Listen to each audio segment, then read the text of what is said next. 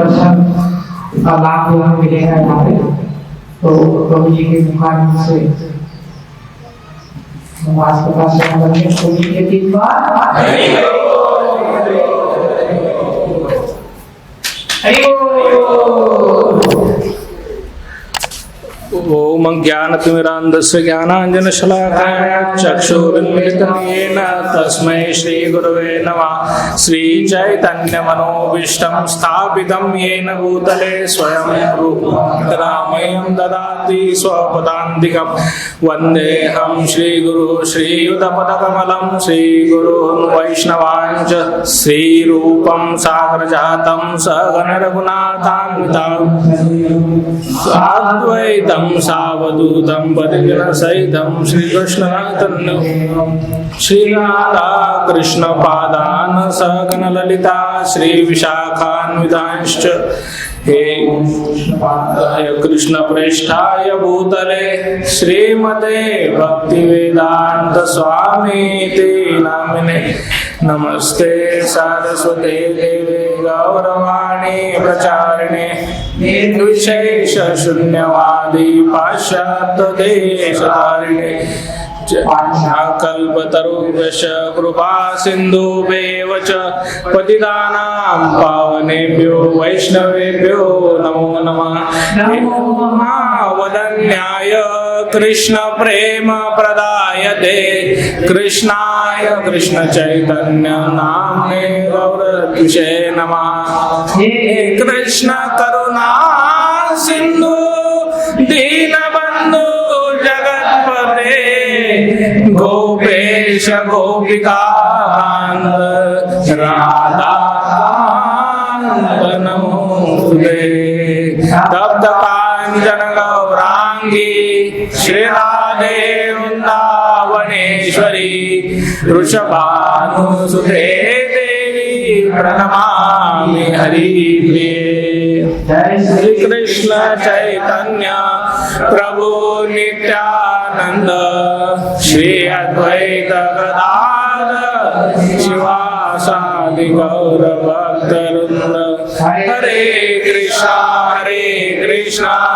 कृष्णा कृष्णा हरे हरे हरे राम राम राम हरे हरे। मूकं करोति वाचालं पंगुं लंघयते गिरिं यत्कृपातमहं श्रीगुरुदिनतारिणं परमानन्दं कृष्ण चैतन्य भगवान की जय। हरे कृष्णा। बहुत दिनों के बाद आप सभी के दर्शनों का लाभ मिला और प्रभु जी का आदेश कुछ बताने की चेष्टा। वैसे तो मुझे ज्यादा बुद्धि है नहीं, सो आप जैसे वैष्णव की कृपा है तब जाके कुछ बोल पाता हूँ। लेकिन प्रॉब्लेम यह है की मैं म्हणता हाडाचा मास्तर, त्याच्यामुळे आता 45 मिनिटं काही तुमची सुट्टी नाही कमीत कमी। चालेल ना प्रभूजी? म्हणजे एकदा सुरू झालं की 45 मिनिटं राहतातच। तर काय त्या अंगवळणी पडलं, दररोज तेच काम आहे। हरि बोल। सो आज कुछ ज्ञान सबको वही है, पता है सबको क्या है, सबने सुना है, प्रत्येकाने ऐकलं। पर उसमें से कुछ जो नया मुझे मिला है पिछले कुछ महीनों में, जब मैं अध्ययन कर रहा हूँ। धर्मराज प्रभु जी है पंढरपुर के, गुरु महाराज जी के आदेश से कुछ सेवाएं चल रही है और वो फिर भागवतम के जो विषय होते हैं उसके बारे में हमें पढ़ा रहे हैं भक्ति शास्त्री के बाद। और जीव गोस्वामी प्रभु जी के पुत्र है आदि गदाधर दास, जो यूएस में रहते हैं, वो कुछ पढ़ा रहे हैं। तो मुझे जो कुछ समझ में आया वो मैं आपको बताने की चेष्टा करूंगा। हम सबको पता है कि श्रीमद् भागवत महापुराण 12 स्कंदों में है और 18,000 श्लोक उसके हैं। पर हमने बहुत बार भागवतम को सुना होगा। शायद मुझे लगता है इस यहाँ पे जो जितने भी वैष्णव हैं ऐसा कोई नहीं होगा कि जिसने कम से कम एक बार भागवतम की कथा नहीं सुनी होगी। है इसमें से कोई जिन्होंने आज तक भागवतम का क्लास नहीं किया है, फिर भागवतम की कथा ही नहीं सुनी? कोई नया है इसमें यहाँ पे? म्हणजे भागवत सप्ताह कधी ऐकलाच नाही? बरं, 2 जण आहेत। और कोई? मतलब कम से कम एक बार तो सुना ही है सबने।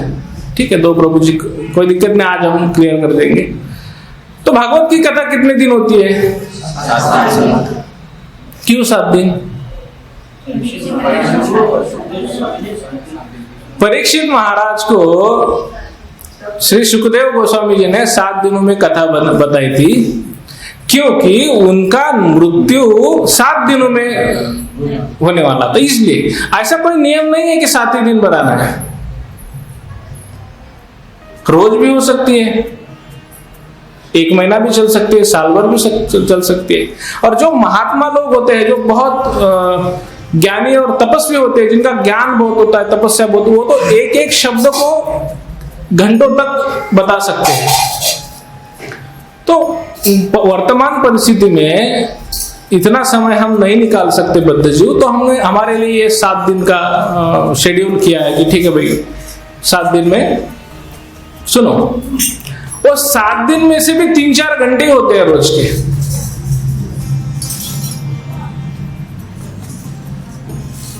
जैसे श्रीमद् भागवत गीता है, श्रीमद् भागवत गीता के विषय कितने हैं?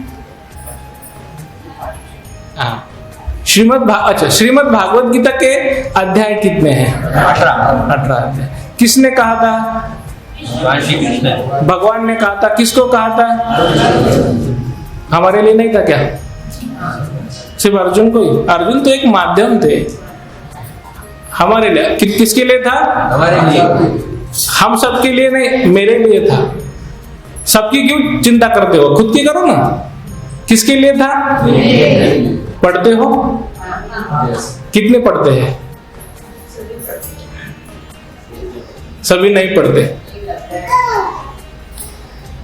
एक श्लोक भी अगर रोज होता है तो बहुत बड़ी बात है, कोई दिक्कत नहीं। ज्यादा से ज्यादा पढ़ सकते हो तो कोई दिक्कत नहीं, लेकिन अगर एक श्लोक भी पढ़ते हो तो भी मोर देन सफिशिएंट है, क्योंकि हम सब गृहस्थी लोग हैं। हम सब छोड़ छाड़ के नहीं जा सकते, क्योंकि कुछ सेवाएं हैं, कुछ बंधन है। तो रोज अगर एक श्लोक भी पढ़ सकते हैं हम, तात्पर्य जो हमारे पास है। तो जैसे 5 विषय है भगवत गीता के, कौन बताएगा? बताइए प्रभु जी, गुप्ता प्रभु, कौन कौन से 5 विषय है? ईश्वर, कर्म, काल और प्रकृति। ईश्वर, जीव, प्रकृति, काल और कर्म। तो इसमें जो 5 विषयों में से 4 विषय है ईश्वर, जीव, प्रकृति, काल, यह कभी नहीं बदलते, ये चिरस्थायी होते हैं। और जो 5वां विषय है कर्म, इसको बदला जा सकता है, बदल सकते हैं इसको। और कैसे बदलेंगे? भगवान के शरण में जाकर। हम सबको पता है ये होगा भगवत गीता के बारे में। फिर एक भागवत महापुराण है 18,000 श्लोक का। किसके द्वारा लिखा गया? व्यासदेव जी महाराज के द्वारा लिखा। कब लिखा गया? जब वो उनके जीवन की परिपक्व अवस्था में थे। मतलब व्यासदेव जी थे, उनके जीवन की परिपक्व अवस्था में थे। तो भागवतम में ऐसा आता है बोले कि जब व्यासदेव अपने आश्रम में बैठे थे और उनके मन में ऐसा उद्वेग था, मतलब खिन्न थे, दुखी थे, मन ऐसा प्रसन्न नहीं था। तो वो चिंतन कर रहे थे, तो नारद मुनि वहां से आए और उनको बोला कि व्यासदेव क्या हुआ आपको? तो बोले महाराज, उनको बुलाया, स्वागत किया, आदर तिथ्य किया। तो बोला मेरे मन में विषाद है। मैंने चारों वेद तो पहले एक ही था, उसका विभाजन किया, फिर वेद, पुराण, आरण्य के, ब्राह्मण, बहुत सारा उसका डिवाइडेशन किया, क्योंकि व्यासदेव जी को पता था कि आने वाले कैसे नालायक आने वाले हैं कलयुग में। तो इतना सारा नहीं कर पाएंगे, तो उनकी बुद्धि कम हो जाएंगी, उनके प्राणेशु अल्पायु, मतलब आयु भी अल्प होगी तो बुद्धि भी मंद होगी, मंद सुमंद, और भाग्य भी मंद होगा, तो इतना सारा कहां पढ़ सकेंगे।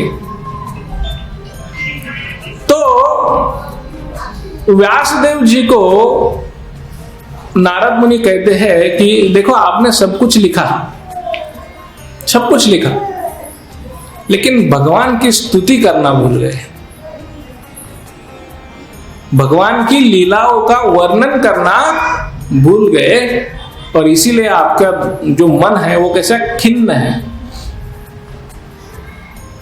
और फिर जाके व्यासदेव जी ने नारद मुनि का धन्यवाद किया, गणेश जी का आह्वान किया, और फिर श्रीमद् भागवत की रचना हुई। तो यह जो भागवतम है, श्रीमद् भागवत जो हम 7 दिन पढ़ते हैं, तो ये 7 दिन का जो भागवत है उसके 12 स्कंद है। कितने? मैं बता इसलिए रहा हूं कि आने वाले भविष्य में जब कभी आप भागवत कथा सुनने के लिए जाएंगे तो आपका कंसेप्ट क्लियर होना चाहिए कि हमने क्या सुनना है। नाही तर उठले बसले, जाऊन तिथे काय ना अर्धे दिवस चुकलेच करत बसले, यानं माझं असं केलं नाही, त्यानं माझं तसं केलं नाही, ही तशी ही अशी, ते नाही। तो हमें क्लियर होना चाहिए कि हम भागवतम की क्लास में या फिर जो कोई भी व्याख्यान देने वाला होगा वहां बैठ के सुने क्या, नहीं तो पता कुछ नहीं और चले भागवत को सुनने के लिए, ऐसा नहीं होना चाहिए। तो जिस प्रकार श्रीमद् भागवत गीता के 5 विषय है, वैसे ही श्रीमद् भागवत के 12 स्कंद है, और 12 स्कंद में 10 विषयों का वर्णन आता है, 10 मुख्य विषयों का वर्णन आता है। अब जल्द ही अधिक मास आने वाला, पुरुषोत्तम मास आने वाला है, हर जगह भागवतम की पंडाल पड़ेंगे, कुछ होंगे, बहुत सारे भागवत कथाएं होगी। तो आज के बाद आपने जहां जहां भागवत कथा सुनने के लिए जाना है, तो मन में ये क्लियर कर लीजिए कि हमको क्या सुनना है और कितनी बार सुनना है। कितनी बार सुनना है? बार बार सुनना है, हर बार नहीं, बार बार सुनना है, बार बार सुनना है। ऐसा नहीं होता, क्योंकि ये अमल पुराण है, इसको मल नहीं है।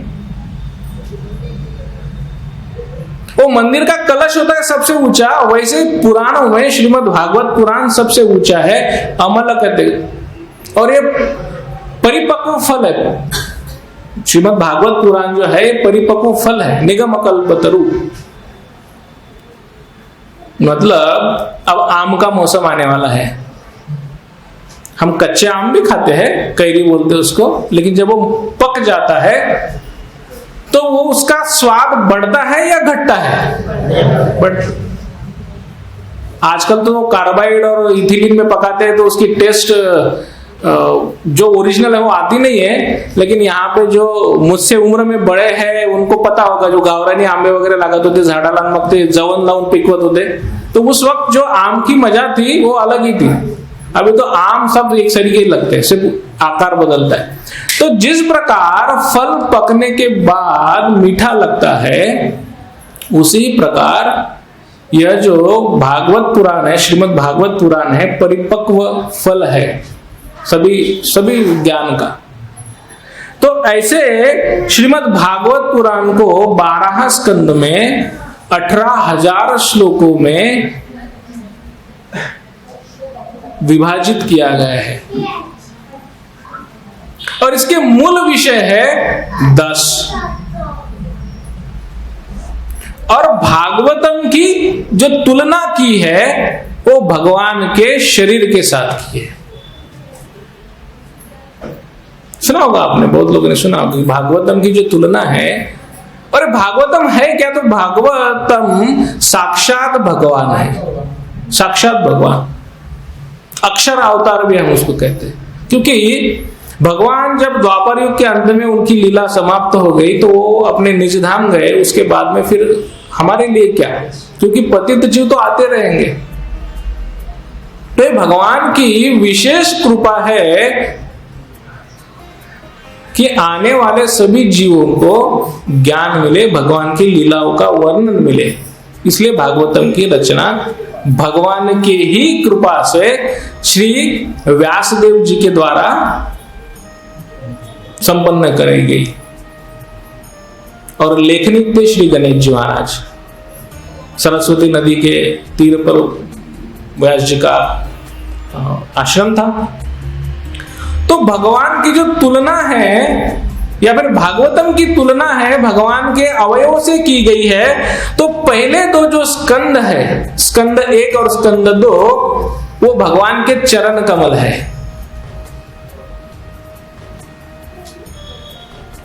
तीसरा और चौथा स्कंद है जो भगवान की जंघाएं है, मांडी म्हणतो आपण त्याला। पहले 2 स्कंद चरण कमल है, तीसरा और चौथा स्कंद जंघाएं है, 5वां स्कंद भगवान की नाभि है, 6ठा भगवान की छाती है, और 7वां और 8वां स्कंद भगवान के 2 बाहु है। 9वां स्कंद भगवान का कंठ है, 10वां भगवान का मुख है, 11वां स्कंद भगवान का कपाल है, और 12वां स्कंद जो है भगवान का सर है। तो इस प्रकार श्रीमद् भागवत को विभाजित किया गया है। कितने स्कंद है? 12 स्कंद। और संपूर्ण स्कंदों को भगवान के शरीर के अंगों के साथ तुलना की है। पहले 2 स्कंद चरण है, तीसरा और चौथा जंघाएं है, 5वां स्कंद नाभि है, 6ठा स्कंद छाती है, 7वां और 8वां स्कंद बाहु है, 9वां स्कंद कंठ है, 10वां स्कंद श्री मुख है, 11वां स्कंद कपाल है, और 12वां स्कंद सर है। तो ये जो भगवान का मुख है, हमें बहुत सारे वैष्णव जो आते, जो सीनियर वैष्णव होते, आपने सुना होगा कि जब भी हम भगवान के दर्शन के लिए आते हैं मंदिर में, तो सबसे पहले क्या देखना चाहिए? चरण कमल देखना चाहिए। और धीरे धीरे ऊपर जैसे जैसे हम जाते हैं, हमारी आंखें जाते हैं, तो फिर भगवान के पूरे शरीर को देखना चाहिए। एकदम भगवान का मुख मत नहीं देखना। ये तो भगवान की कृपा है कि हम जैसों के ऊपर, कि उनका मुख हम देख सकते हैं फोटो के माध्यम में। इतना आसान नहीं है। कोटि सूर्यों का जो प्रकाश एकत्रित होता है, उससे भी ज्यादा हिरण्यगर्भ कहा जाता है भगवान को, कि इतना तेज उनके मुख पर है कि हम देख नहीं पाते। इतना आसान नहीं है भगवान का मुख देखना। ये तो विशेष कृपा है हमारे ऊपर कि हम फोटो देख सकते हैं। तो भगवान को प्रार्थना की जाती है कि हे प्रभु, हे दया निदान, आपने हम पे, हमारे ऊपर कृपा करिए कि आपका जो मुख है हमें दिखाइए। अगर ऐसा है तो क्या एकदम 10वां स्कंद ही पढ़ना चाहिए क्या? नहीं, भगवान की लीलाएं है वो। तो 10वां स्कंद समझने में हमको लगता है कि कितनी अच्छी लीला है, भगवान गोपियों के साथ कर रहे हैं, भगवान इधर लीला कर रहे हैं, वृंदावन में लीला कर रहे हैं, कुछ मथुरा में लीला कर रहे हैं, और फिर आनंद प्रदान होता है। ऐसा नहीं है, ये गलत है। जब तक हम पहले स्कंद से शुरुआत नहीं करते, तब तक 10वें स्कंद को हाथ नहीं लगाना चाहिए। यही नियम है। नहीं तो फिर जो समाज में चल रहा है ना, स्वैराचार, वैसे होता है। फिर बीच बीच में कोई उठता है, खुद को घोषित कर देता है कि मैं ही भगवान हूं। तो भगवान की लीला समझना इतना आसान नहीं है। और ये सब महात्माओं ने कह दिया है, बताया है, लेकिन हम हैं कि मानते ही नहीं। सीधा उठ के कहां पे पूछ जाते हैं? 10वें स्कंद पे, क्योंकि वो अच्छा लगता है सुनने में। भगवान ने मटकी फोड़ी थी, भगवान ने फिर गोपियों के वस्त्रारण किए थे, शक्टासुर को मारा था, ऐसे, क्योंकि वो स्टोरीज है ना, लीला है भगवान के, तो सुनने में बड़ा आनंद आता है। लेकिन उसका अर्थ तभी समझेगा जब हम पहले 9 स्कंद समझेंगे। इसलिए भगवान का दर्शन भी चरण कमलों के साथ शुरुआत करना है। पहले भगवान के चरण देखिए, फिर धीरे धीरे धीरे धीरे ऊपर जाइए और फिर अंत में भगवान का मुख देखिए। तो इस 10-12 स्कंदों में भगवान के जो अवयव है उसके तुलना की गई है और फिर ऐसे 10-12 स्कंदों का 12 स्कंदों को 10 विषयों में विभाजित किया गया है। अब ये 10 विषय कौन कौन से हैं? तो पहला है सर्ग, दूसरा है विसर्ग, सर्ग विसर्ग, तीसरा है स्थान, चौथा है पोषण, पांचवा शुभ अशुभ,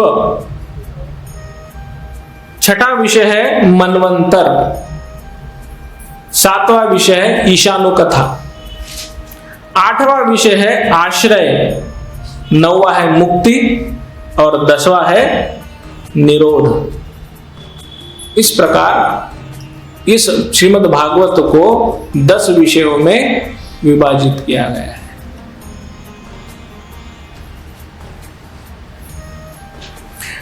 इसका अर्थ यह है कि आज के बाद जब कभी भी आप श्रीमद् भागवत की कथा सुनने के लिए जाइए तो आपका कंसेप्ट क्लियर होना चाहिए कि हमने सुनना कैसे है, क्योंकि वो भी एक कला है।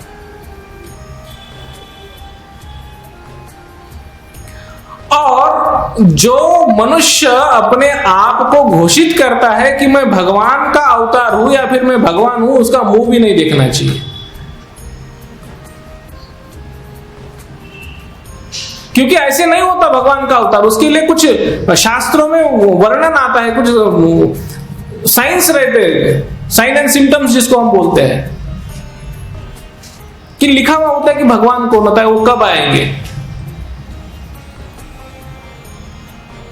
और अगर कोई व्यक्ति कहता है कि हाँ मैं भगवान हूं और उसके कुछ फॉलोअर्स आपको मिलते हैं, उसको मानने वाले कहते हैं, तो अगर आपसे मुलाकात भी हुई तो उनको क्या कहना है पता है? क्या कहोगे उनको? तो उनको बोला 2 मिनट रुक, मैं 5 मिनट में आता हूं, और वहां से भाग जाना, नहीं सुनना ऐसी कथा। क्योंकि भगवान केवल एक ही है, पूर्ण पुरुषोत्तम भगवान श्री कृष्ण।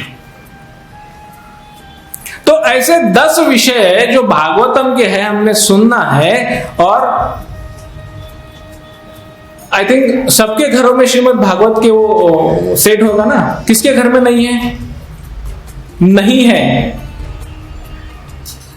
जल्द से जल्द ले लीजिए। मराठी, हिंदी, इंग्लिश तीनों भाषा में उपलब्ध है।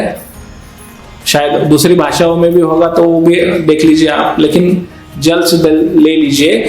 श्री प्रभुपाद जी ने हमारे ऊपर बहुत उपकार किए हैं कि बहुत सरल भाषा में उसका अनुवाद किया है।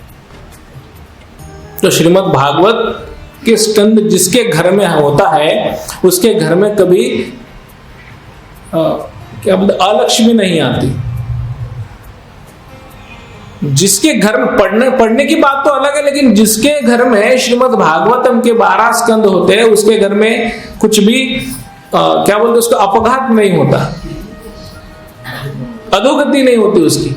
वो बार बार वो स्कंद हमें याद दिलाते हैं कि हमें कहाँ जाना है, हमें कहाँ जाना है, हमें कहाँ जाना है। अगर सिर्फ दर्शन मात्र से इतना होता है तो विचार करिए कि पढ़ने से और समझने से और समझकर उसको आत्मसात करने से कितना बड़ा लाभ होगा।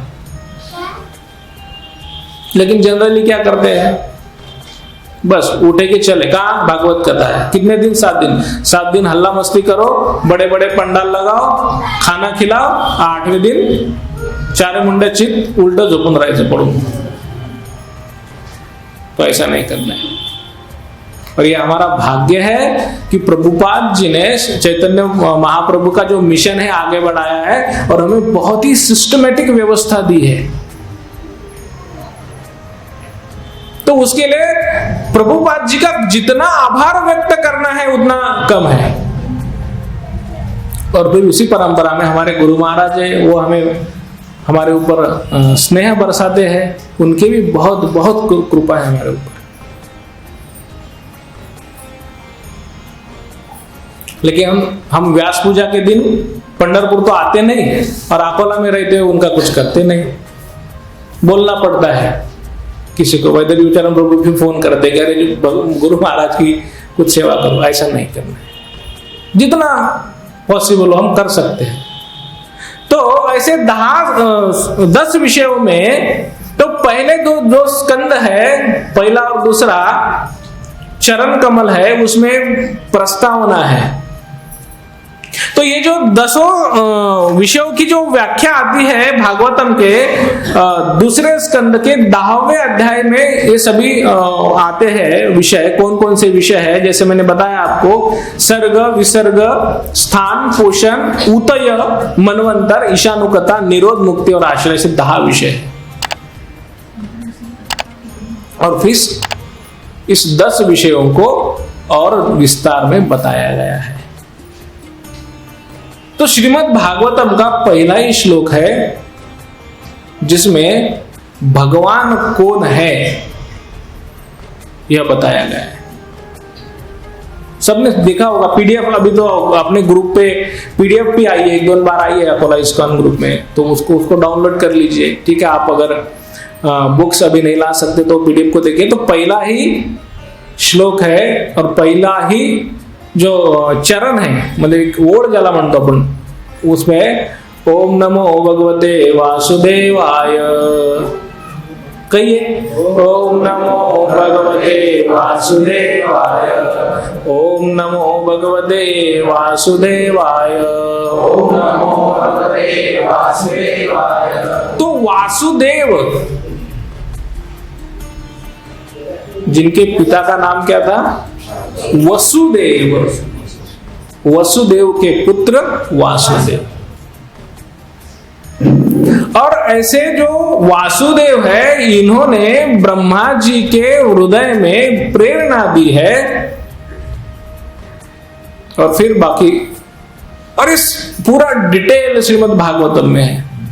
जब हम खुद पढ़ के जाते हैं ना, उसके बाद सुनने की मजा कुछ और आती है, उसका आनंद कुछ और आता है। हमें पता होता है कि अच्छा इसके बाद ये है, ये पहला टॉपिक ये है, उसके बाद दूसरा टॉपिक ये है, इसके बाद तीसरा। आपण बघा आता परीक्षा झाल्या 10वी-12वीच्या, 10वीं और 12वीं की एग्जाम होगी। 10वीं की शायद 1-2 दिन में खत्म हो जाएगी, 12वीं की हो गई है। और मैं भी 11वीं-12वीं को पढ़ाता हूँ और अभी एग्जाम कंडक्ट करने में हमारी ड्यूटी लगी थी। तो आजकल क्या हुआ ना, इतना स्तर गिर गया है बच्चों की पढ़ाई का। बाकी सब करेंगे लेकिन पढ़ाई नहीं करेंगे, और फिर सब कॉपी में देखकर लिखते हैं। बहुत दुख होता है, बहुत दुख होता है। मास स्केल पर कॉपी चलती है, मास स्केल पर। आप लोग अगर आएंगे ना वहां देखने के लिए तो चक्कर आकर पड़ जाएंगे। इतनी बहुत दुर्गति है हमारे एजुकेशन सिस्टम की। और ऐसा करने में बच्चों के पालक ही आगे आते हैं, जो हमारे और हमें पता होता है कि अब इसके बाद ये कुछ नहीं, इनका जीवन स्पॉइल हो गया, खत्म हो गया ये। क्योंकि सब कुछ देख के लिखना है तो फिर एग्जाम किस लिए? और सब कुछ देख के लिखना है तो फिर पढ़ाई का किस बात की? और जब पढ़ाई नहीं करनी है तो सीरियसनेस आएगा क्या? ऐसा नहीं करना चाहिए। तो हमने भी भागवतम को जब पढ़ना है तो थोड़ा सीरियस बनना है, गंभीर बनना है। गंभीर मतलब ऐसे बैठ के एकदम टेंशन नहीं, सीरियस मतलब थोड़ा हमें समझना है कि ये हमारा कर्तव्य है। और फिर भगवान कृपा करते जाते हैं, कृपा करते जाते हैं। तो वासुदेव की, भगवान जो है उनकी लीला है। और भागवतम किसके लिए है? मूलतः भागवतम का जो अगर सभी 10 विषयों को एक साथ लेते हैं हम, तो वह है गृहस्थों के लिए। हर एक कथा जब आती है तो सब गृहस्थ से रिलेटेड आती है। जो संसार करता गृहस्थ, सभी मतलब भागवतम में जितनी भी कथाएं हैं, जितनी भी लीलाएं हैं, उसमें से ज्यादा गृहस्थों के लिए है। तो ऐसा मत समझिएगा कि हाँ ये हमारे लिए नहीं है, उसके लिए है। कि भक्ति जब बुढ़े हो गए, कानपुर में हड़ताल, नागपुर में हड़ताल, आंखें दिखती नहीं, वृद्धपण येता आली जागा महानगर, कशाला आली जागा, तर मर ना तू तिकडे. म्हणजे जेव्हा खरं यायला पाहिजे होती जाग, तेव्हा झोपला. आणि आता जेव्हा 4 पाय तिकडे गड्ड्यात घुसले, अब बोल रहे कि भगवान ना मेरे ऊपर कृपा करो. भगवान तो दयानिधि है ना, वो तो उनकी बात छोड़ दीजिए. लेकिन ऐसा नहीं है. भगवान अगर कृपालु है तो इसका मतलब ये नहीं है कि हमने भगवान की कृपा होने की राह देखनी है. हमने जाना है उनके पास.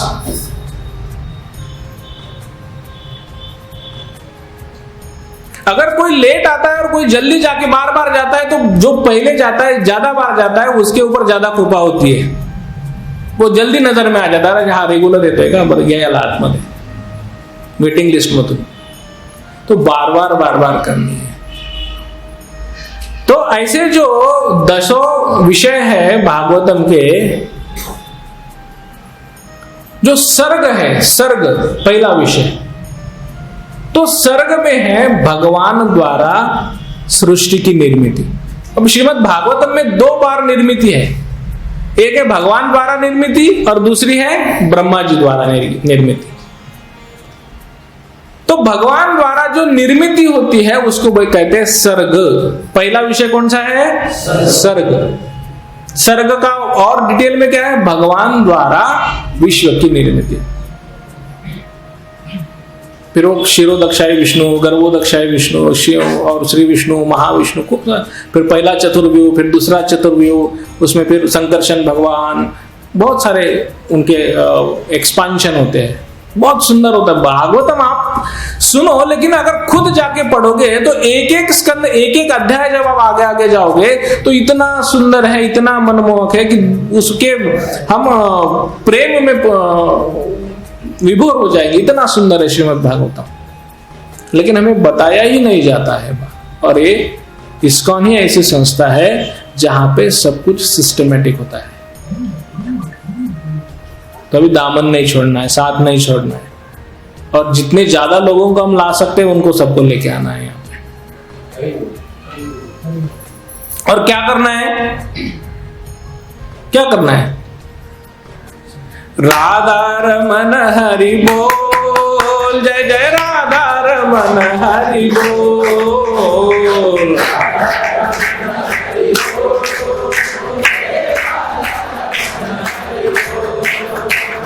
राधा रमन हरि बोल, जय जय राधा रमन हरि बोल.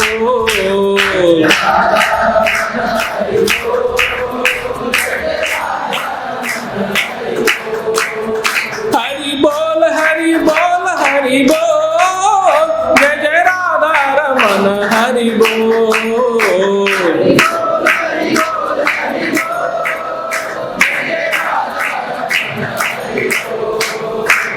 राधा रमन हरि बोल, जय जय राधा रमन हरि बोल.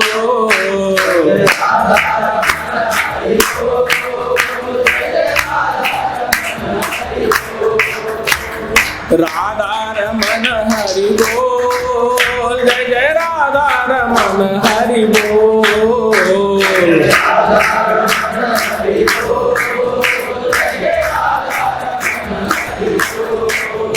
हरि बोल, हरि बोल, हरि बोल, जय जय राधा रमन हरि बोल.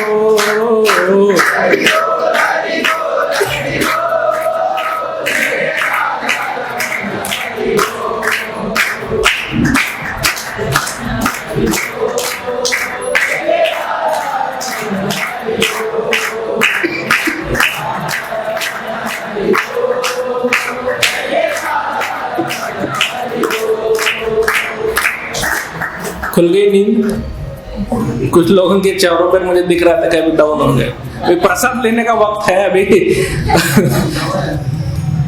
नहीं, सबको नहीं है ना, कुछ लोगों के चेहरे दिख रहे थे. मैं जब लेक्चर लेने, जब बायोलॉजी पढ़ाता हूं मैं, और विषय ऐसा है कि सजीव है.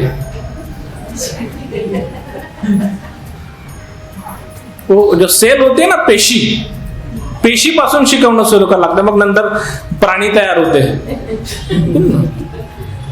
तो ऐसे 250 बच्चे रहते हैं सामने एक क्लास में, और उनको 1 घंटा पढ़ाना होता है। अब 250 बच्चे जिनको पढ़ने की इच्छा नहीं है, उनको पता है कि 12वीं में क्या होने वाला है बोर्ड में, लेकिन 250 बच्चे बैठे रहते हैं। और फिर जब मैं पढ़ाता हूँ, भगवान की कृपा है, थोड़ा कंठ अच्छा है, कुछ विनोद बुद्धि है, तो फिर ऐसे करना पड़ता है बीच बीच में, और उनको फिर वो बायोलॉजी से निकलता हूँ और भगवान के चरणों में लाके घुसाता हूँ। थोड़ा सामने आ जाइए, आ जाइए थोड़ा सामने।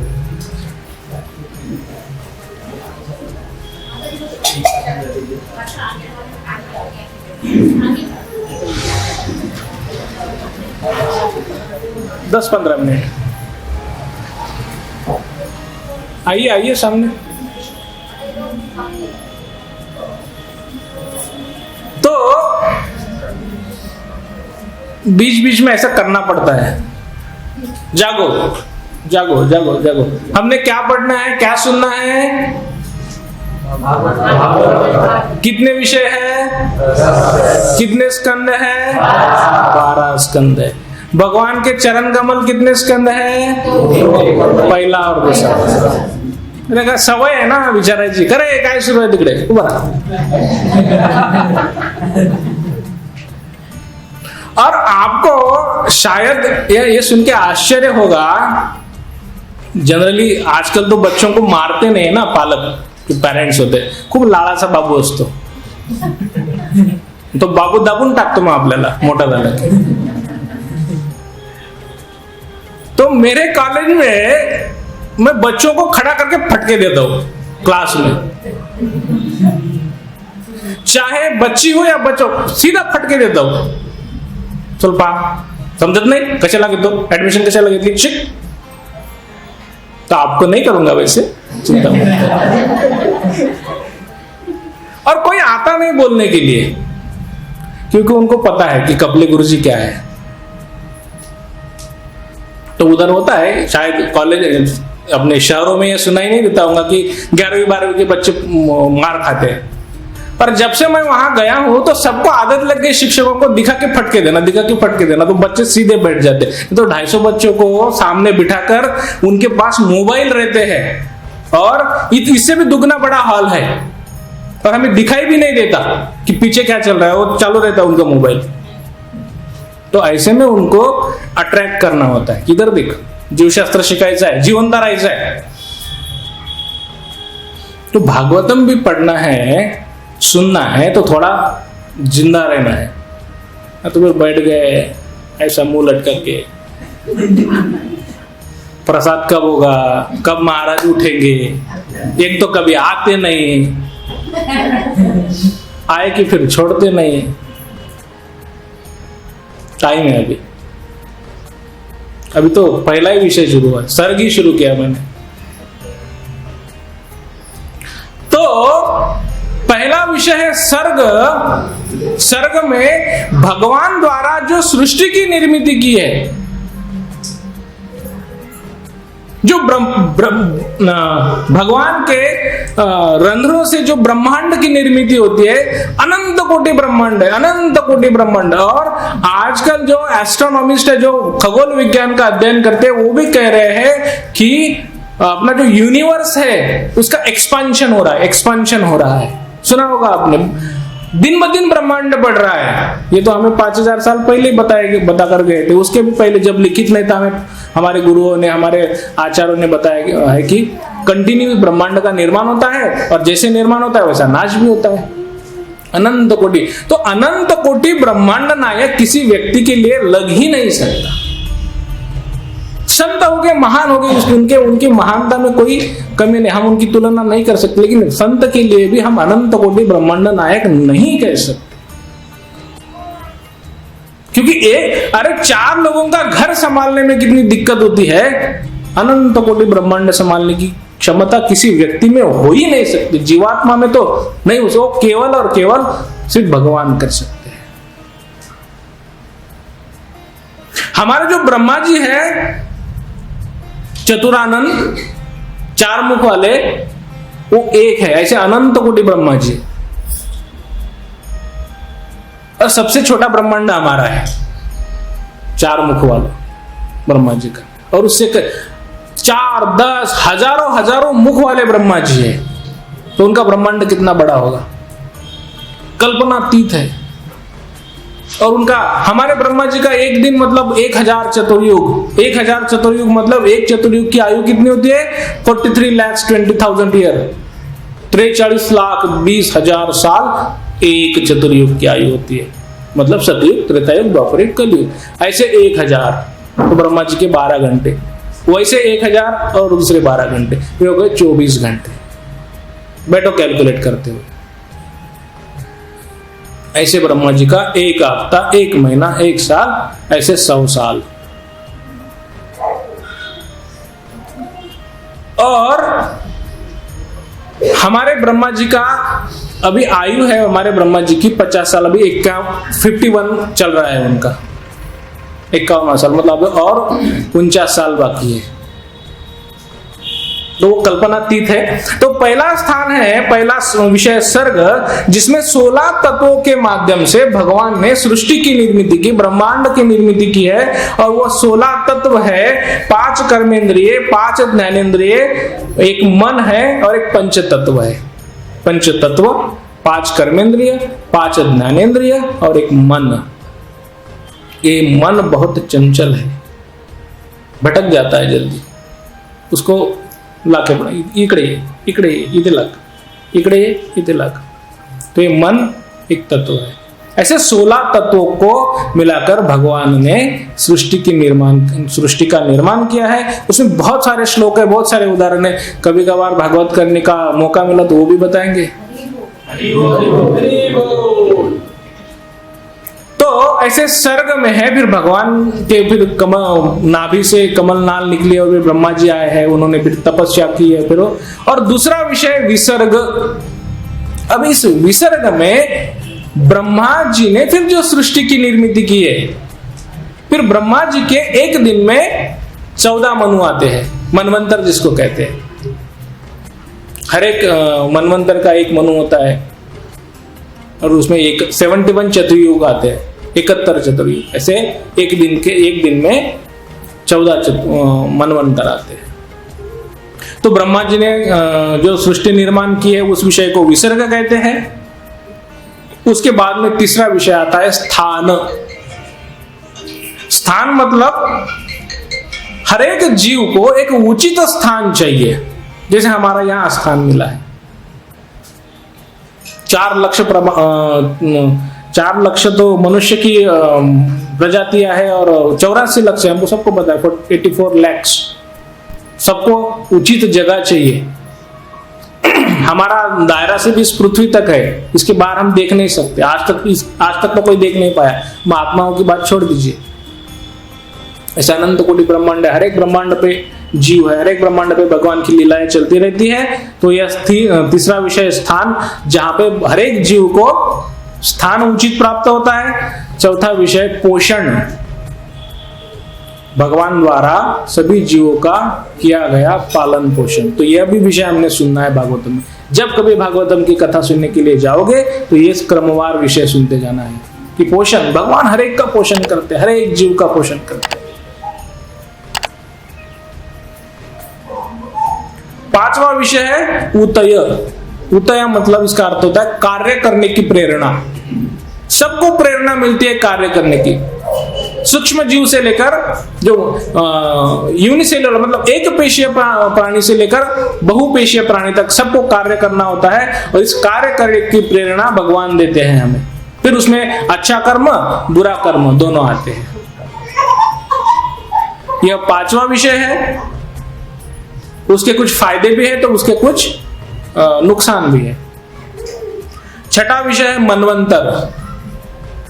मनुओं का जो शासन रहता है, 14 मनु आते हैं ब्रह्मा जी के एक दिन में।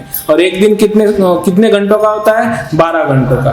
12 घंटों में कितने चतुर्युग आते हैं? 1000 चतुर्युग। और 1000 चतुर्युग की अवधि कैलकुलेटर लेके करते बैठो। इतना। तो छठा विषय है मनवंतर, सातवां है ईशानु कथा। ईशानु कथा मतलब भगवान के बारे में, भगवान का विज्ञान क्या है। ये तो भौतिक विज्ञान की एक मर्यादा यह है, जब भौतिक विज्ञान समाप्त होता है तब जाके आध्यात्म का विज्ञान शुरू होता है। तो लोग कहते हैं दिखा भगवान, कहां से दिखाएंगे, तेरी क्षमता है क्या देखने के लिए। तो विज्ञान है। ईशोपनिषद में बहुत सुंदर वर्णन आता है भगवान का, कि भगवान का विज्ञान क्या है, अध्यात्म विज्ञान क्या है। और प्रैक्टिस से आता है, गहन है लेकिन प्रैक्टिस से आता है। कोई ऐसी बड़ी बात नहीं, कृपा है हमारे ऊपर महात्माओं की।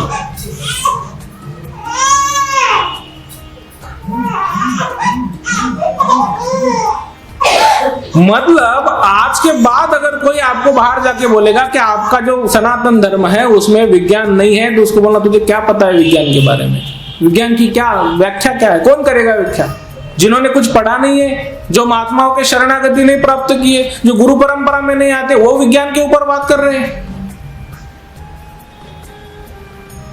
और हम इतने गिरे हुए हैं कि हमारे धर्म की हमें कोई गर्व नहीं है।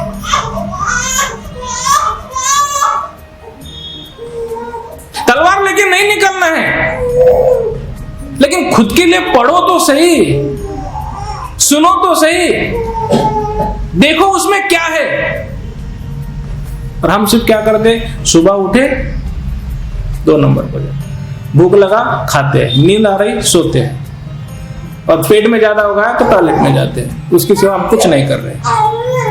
तो हमें जागरूक होना होगा, संगठित होना होगा, ताकि कोई आगे आएगा गहरा आगे हमें बताएगा कि तुम्हारे धर्म में ऐसा नहीं है, तो उसको बोलना पड़ेगा सुन देख उसमें क्या है।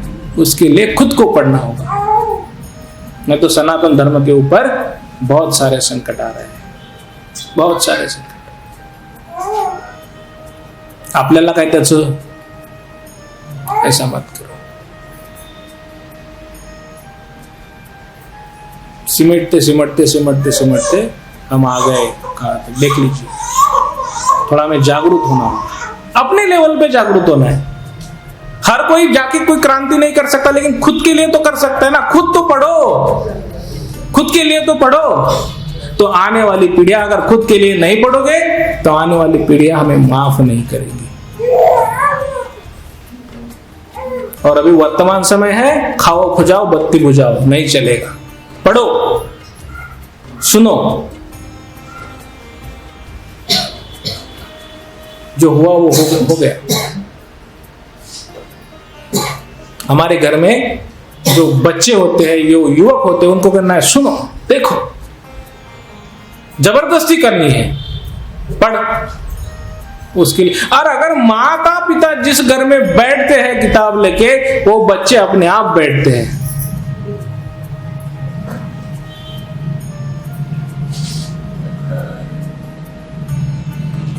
लेकिन हम नहीं करते। आध्यात्म कौन सी उम्र में करना है, कौन से चरण में करना है, जब हम बूढ़े हो जाएंगे तब नहीं। समाज में जो स्वैराचार हो रहा है सब तरफ देखिए। हम प्रवास करते हैं तो युवक सीट पे बैठता है, बुढ़ा खड़ा रहता है, जो वृद्ध होते हैं वो खड़े रहते हैं। सत्य बात है कि नहीं है? क्यों हम उनको जगह नहीं देते? क्योंकि उन्होंने हमारे ऊपर कोई संस्कार किए ही नहीं। तब आप वृद्ध हो जाएंगे और आपकी हालत ऐसी होगी तो अच्छा लगेगा? नहीं अच्छा लगेगा। तो जो जिन्होंने नहीं किया उन्होंने नहीं किया, आज हमने करना है अभी से।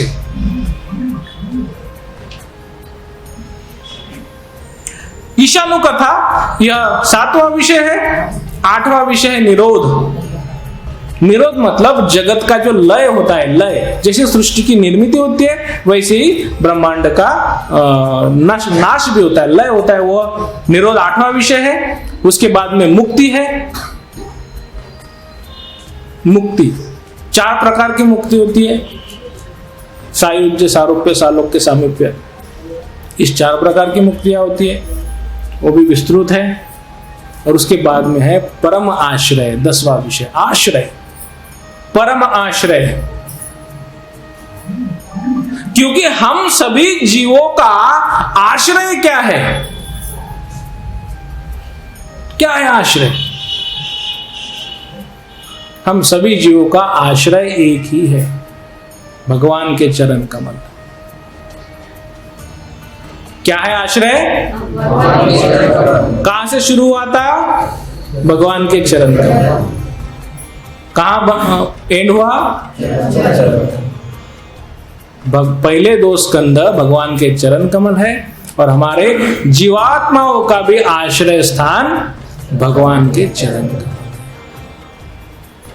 इस 10 प्रकार से, इस 10 विषयों को सामने रखते हुए हमने श्रीमद् भागवत को सुनना है। जिनके घर में श्रीमद् भागवतम नहीं है, उन्होंने जल्द से जल्द खरीद कर मतलब परचेस करना है। भाषा आपकी जो हो वो पढ़ो। किसके लिए पढ़ना है? हाँ, म्हणजे मला वाटलं म्हणणार का आपल्यासाठी. कोई आपला बिपला काही नसतं. प्रभु जी लोगों को पता है क्या होता है आखिरी वक्त में. पीछे से बम्बू डालते आग लगा के, कोई नहीं आता साथ में. शायद माता जी ने नहीं देखा होगा स्मशान में क्या होता है, कोई नहीं आता. तो अपने लिए. लेकिन इसका मतलब ये भी नहीं है कि मला काय द्यायचं नहीं, हमारे धर्म के लिए खड़ा रहना है, संगठित होकर रहना है. जब हम संगठित बनेंगे, वैष्णवों का संग करेंगे, तब जाके हमारी प्रगति होगी. तो ऐसे 10 विषय है. प्रभु जी ने आदेश दिया था कुछ बताइए. भविष्य में समय मिला तो और विस्तृत बताएंगे. आपकी कृपा बनी रहे कि और हम पढ़ सके.